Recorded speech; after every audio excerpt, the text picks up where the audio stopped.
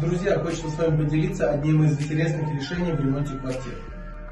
На одном из наших объектов вместо классического полотенцесушителя мы используем укладку теплого пола на стене. Теплый пол приклеивается к цементной штукатурке, далее облицовывается керамогранитом. Важно снять все размеры, не забывая про то, что в будущем можно просверлить этот теплый пол.